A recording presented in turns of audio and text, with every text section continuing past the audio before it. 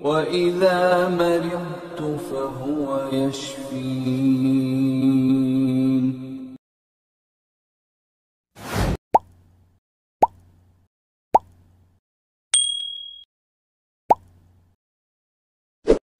Ya, jadi yang ada itu salat jamak qasar.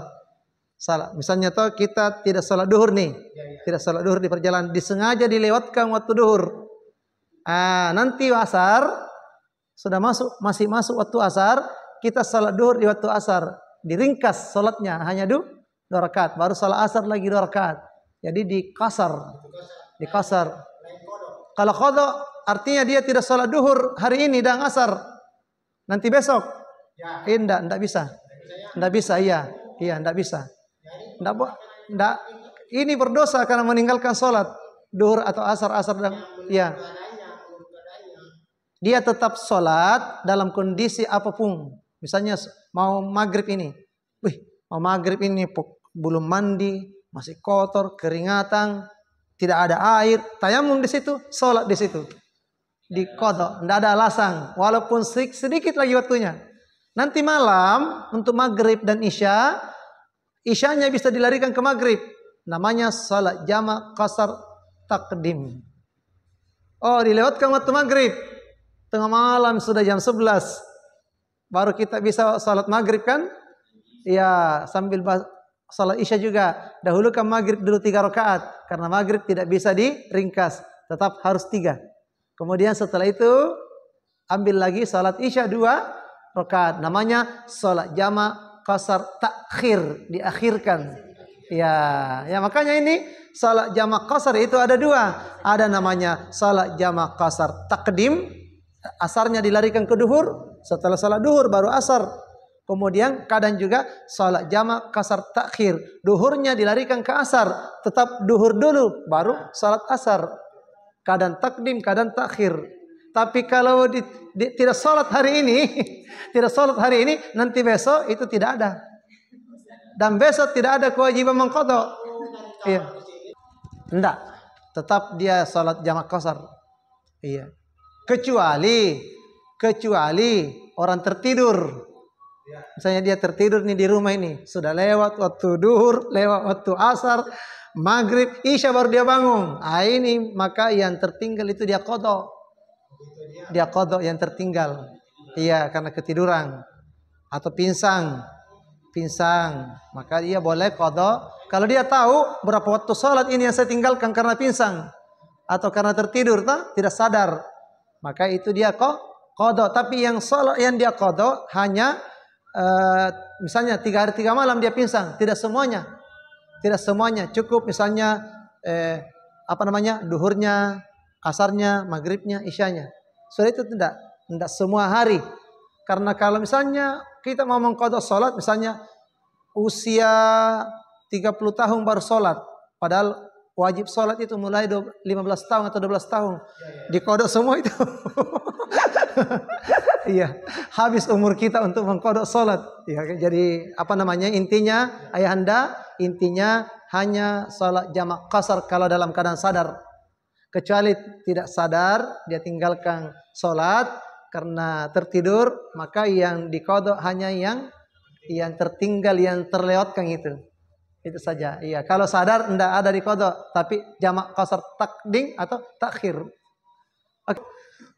Salat bagi orang yang sakit. Di Masjidil Haram itu banyak kursi ya. Banyak kursi. Pokoknya Masjid Nabawi banyak sekali kursi. Ini lama imamnya sebentar ini. Kita siapkan kursi di belakang sini. Sudah tersedia kursinya. Sudah tersedia, tapi kita salat bersama dengan jamaah, berdiri. Tiba-tiba karena lama imamnya bingung, pusing ini. Maka langsung duduk. Gitu. Masih takut berdiri. Lanjut. Rukuknya di sini. Kemudian setelah itu Samiallahu liman hamidah. Sujudnya di bawah, di lantai. Duduk. Naik di sini. berdiri lagi di rakaat selanjutnya.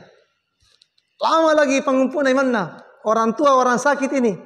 Ya, pusing. Langsung duduk lagi. Gitu. Rukuknya di sini lagi. Tapi sujudnya tetap di bawah. Gitu.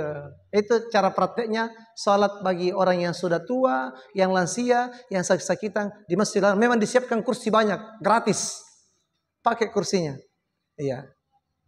Ada biasa orang tua sudah tidak bisa nalipat ini anunya karena terlalu gemuk kan? Ya, salat di kursi. Salah saja di kursi. Tidak apa-apa. Oke ya?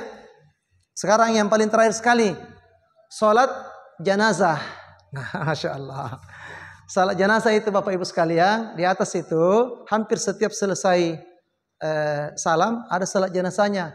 Biasanya itu diumumkan, as-salatu alal mayyiti, as-salatu alal mayyiti rahimakumullah.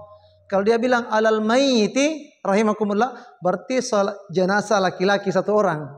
Orang yang mau disolati itu laki-laki satu orang. Nanti kalau kita takbir berniat salat jenazah karena Allah, Allahu Akbar, baca surah Al-Fatihah.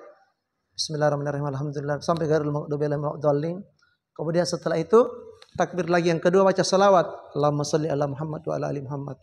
Takbir ketiga karena tadi laki-laki kan, berarti kita Allahumma ghfir lahu warhamhu wa'afihi wa'fu anhu. Kalau laki-laki satu orang. Kalau muassinnya bilang as-salatu alal mayyiti. Tapi kalau muassinnya bilang as-salatu alal mayyitati rahimakumullah, berarti jenazahnya perempuan satu orang. Maka jangan bilang Allahumma ghfir laha. Di takbir ketiga itu Allahumma ghfir laha warhamha wa'afiha wa'fu anha wa akrim nuzulaha dan seterusnya. Sesuai yang kita hafal.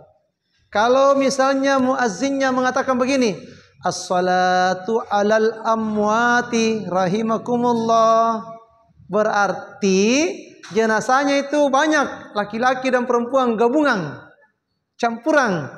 Makanya kita menggunakan domir hum. Iya, jadi hum warhamhum wa'afihi wa'fu anhum wa akrim nuzulahum wa wasi' madkhalahum wa ghasilhum bil ma'i wassalji wal barad. Kalau itu tadi as-salatu alal amwati. Tapi kadang juga muassinnya bilang begini, Bu. As-salatu alat tifli rahimakumullah. Tifli itu satu orang anak kecil yang mau disolati. Doanya di takbir ketiga adalah Allahumma ja'alhu lana salafau wa faratau wa ajra. Biasa juga gabungan.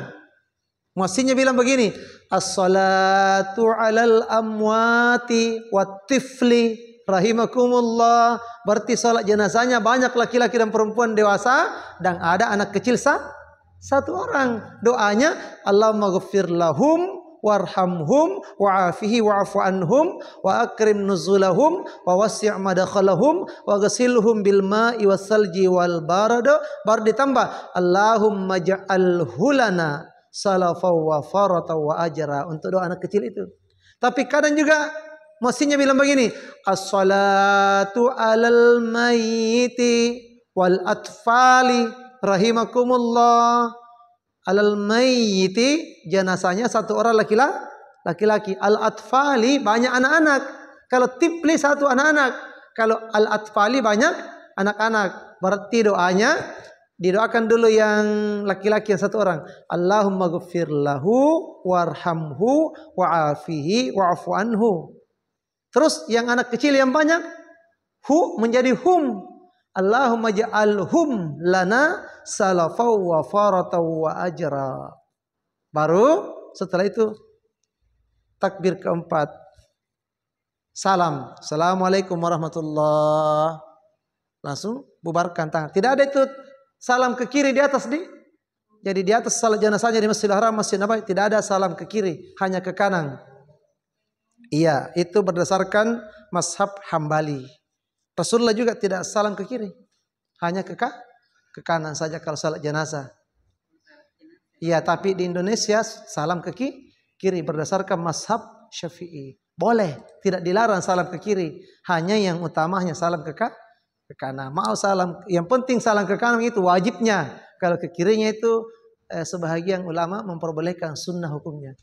Ya, tapi di atas itu tidak salam ke kiri, hanya ke kanan saja, langsung bubar. Oke ya? Ya, saya kira itu beberapa ibadah yang berulang-ulang yang akan kita kerjakan. Tata cara salat jamak kasar, tayammum, wudu, mandi wajib. Yang berulang-ulang di atas itu salat jenazah. Ya. Setiap selesai salat pasti salat jenazah ki. Cuma tidak ditahu jenazah apa. Nanti didengar. As-salatu alal amwati, banyak jenazahnya. Hum, sebentar doanya. Allahumma ghfir lahum warhamhum. Kalau Nabi bilang as-salatu alal mayyiti, satu laki-laki. Allahumma ghfir lahu warhamhu wa'afihi wa'afu anhu. Kalau Nabi bilang as-salatu alal mayyitati, perempuan satu orang, bilang di doa atau di takbir ketiga, Allahumma ghfir laha warhamha wa'afiha wa'afu anha. Kalau Nabi bilang as-salatu alat tifli rahimakumullah, satu orang anak kecil, di takbir ketiga, lamma ja'alhu lana salafa wa farata wa ajra. Pertanyaannya, Pak Haji, tidak kuhafal saya doa-doanya, ikut maki saja salat. Yang penting baca Fatihah di takbir pertama, baca salawat di takbir kedua, takbir ketiga hendak hafal doanya, ya ikut saja salat. Ya, ikut saja salat. Tidak ada masalah, sudah tetap dapat pahala. Tetap dapat pahala karena ikut salat salat jenazah.